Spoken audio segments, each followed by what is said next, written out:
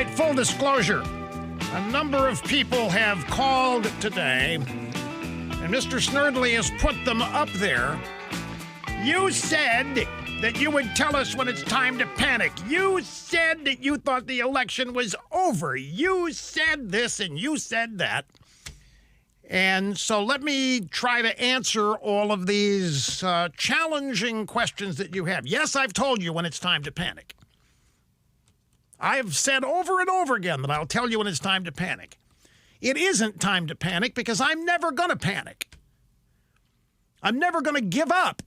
So, no, it's not time to panic. It's not time to run away. It's not time to walk away. It's never going to be time to run away or walk away from the country.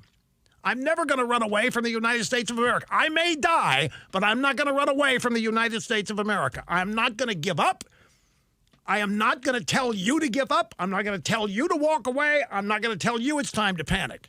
You can keep asking if you want, but I'm always going to tell you no. Even though I've told you I'll tell you when it's time to panic, it's never going to be time to panic. You know why? Panic never accomplished anything. So if you're thinking that we've gotten to a point where even I might tell you that we've reached the last straw, no way, never, ever. Not going to happen, folks. Not as long as I'm drawing a breath. There will never be panic. There will never be walking away. There will never be abandoning the country. And there sure as hell isn't going to be me telling you to. That was always designed as a humorous point, like a rhetorical question. I'll tell you when it's time to panic, but it's never going to be. Here's Lori. Lori in Winterport, Maine. Welcome to the EIB Network. Hello. Hi, Rush. God bless you and everything that you've done over these 30 years, everything you do to keep us informed. Thank you. Thank you very much. Northern Maine, our one electoral vote up here at least counted for Trump. Southern part of the state can't speak for everything. But anyway, my question, I want to know what you think, because if Biden does get in, and I haven't given up yet, but if Biden gets in having stolen the election, I don't see Trump supporters. There are so many of us in all the trains and all the rallies. I don't see them just rolling over and taking it. You know, usually we're not like the Democrats where we whine and hold cry-ins and, go out and beat somebody up or, do something. We suck it up. We might complain, but then we focus on the next time around. But this is just unprecedented. In all the elections I've been in, this is my most stressful. And I'm just wondering what you think Trump supporters do if Trump doesn't get in the White House? Well, I don't think that you or any other Trump voter is going to roll over. Now, look, there's a lot of you. And in any large group of people, you do not have perfectly uniform behavior. So you're going to have some.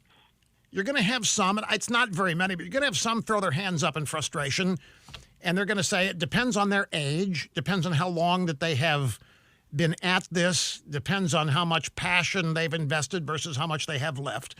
Some of them are going to say, I don't have any more left. I can't do this for 4 more years. And they're going to spend their time on other things. I don't think, not a lot of them, but some will. I think the vast majority, it's a lot of young people. You see these rallies? Yes. A lot of young people. I think they're fired up. I think they're just getting going. I think Trump has brought a bunch of new blood in. I think they like the taste of it. I think they're going to stay revved up and they're going to wait for whatever Trump does next. I mean, that agenda that Trump had, they're all going to wish that that's what America was doing. They're going to try to make that agenda a reality. I'm firmly convinced. No other politician that I know of has ever gotten the kind of responses that he has with the rallies, like that 96-mile Trump train, the Amish having a Trump train. Yeah. So if the election is stolen, I see that somebody's going to want to be doing something going forward to, I don't know, we're going to have to do something. We can't just sit back and let our country and you're not. Go to hell in a handbag. You're not. You're going to have. We are going to have the mechanism to stop them. You're going to have, it looks like, a pretty close to equal number of Republicans in the House. It may well be that Pelosi doesn't even win the speakership. Let me tell you, they're mad as hell at her right now. I don't know how that If that holds up, I don't know if it manifests itself that they vote her out in January. You never know. And holding the Senate, they have just put the kibosh on the left-wing agenda. The Biden agenda, the crazy Bernie agenda, has just had the brakes put on it, unless the Republicans totally cave. But I think that the people you're talking about are not going to want to give up. They're not going to want the agenda that Trump brought to be lost. They're going to do what they can to keep it alive. They realize there's another election in 2 years. There's the midterms in 2 years. You can take the House back. And then there's another presidential election in 2024. Life goes on. American politics, the business of the country goes on. Younger people feed into the system all the time. They bring with it their enthusiasm. The cynics that get old, yeah, they may drift away, go by the wayside, but there's always enthusiasm because there is always going to be love for America. There's always going to be, in my estimation, a huge majority of people who love this country, who want the best for this country, and the people who live in it. There's always going to be a majority of Americans who want the Trump Make America Great Again agenda. Now that they've seen it, they're going to want it. They're going to do what they can to continue it. People are not going to give up. They're not going to tune out. They're not going to get depressed. To hell with it. They're not going to think, we got screwed, we can't win. They're going to double down and try, like I've done. Like folks, we're in my 32nd year here.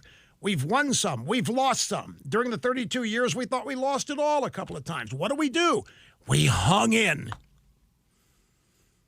We hung in. We showed up every day. We went to work. We did whatever we had to do, and we did what we could to make this country a better place. And that's always going to happen. There will always be a majority of Americans who want that to be the case, no matter how depressing it looks in the aftermath of an election defeat. That will pass. Human beings are human beings. They will gravitate to the positive and the possible. And then watching what the Democrats do, the Democrats and their efforts are going to tick people off and bring other people back in because people are never going to give up on their country. You and I, people like us, are never going to give up on this country. We live here. Your kids live here, your grandkids. You're never going to give up on this country. And because of that, that's why I have always had faith in the future. It's because of you, because I know who you are, and I know how you look at the country, and I know what your hopes and dreams for it are, and I know what your own personal hopes and dreams are.